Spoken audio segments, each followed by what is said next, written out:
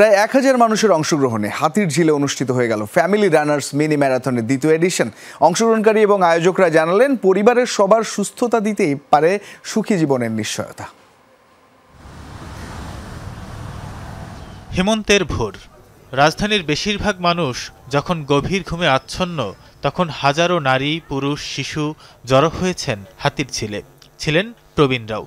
Family runners 7.5 kilometre mini ম্যারাথনের দ্বিতীয় এডিশনে দৌড়ের মাধ্যমে সুস্বাস্থ্য গঠনের বার্তা দিতে চান তারা।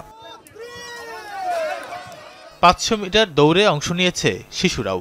বাবা মায়ের সাথে সুস্থ জীবন গড়তে এখন থেকেই শুরু তাদের প্রস্তুতি। অংশগ্রহণকারীরা বলছেন, শুধু নিজের নয়, সুখী জীবনের জন্য সুস্থতা প্রয়োজন পরিবারের সবার। আর সুস্থতা নিশ্চিতে দৌড় বা ব্যায়ামের বিকল্প নেই। যদি পরিবারের জন্য নিজেকে যদি ভালো করতে চাও, ঘুম থেকে উঠো এবং তুমি রান করো।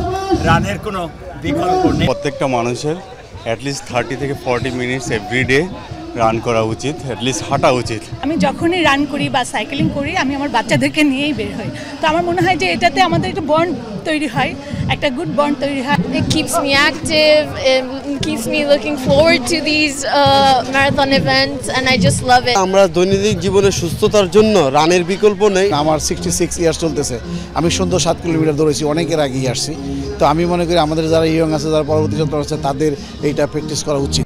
উদ্যোক্তারা জানান, দেশবাসী যেন সুস্থ থাকার ব্রত গ্রহণ করে, সেই লক্ষ্যে অব্যাহত থাকবে এমন আয়োজন।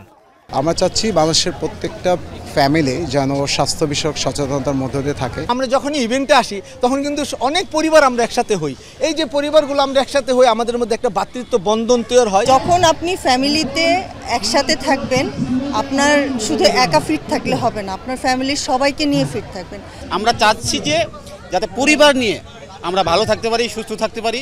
আমরা আগামীতে আমরা আরও এই ধরনের আয়োজন করতে চাই। এই আয়োজনের media partner Jamuna television. Tanvir Siddique Tipu, Jamuna news, Dhaka.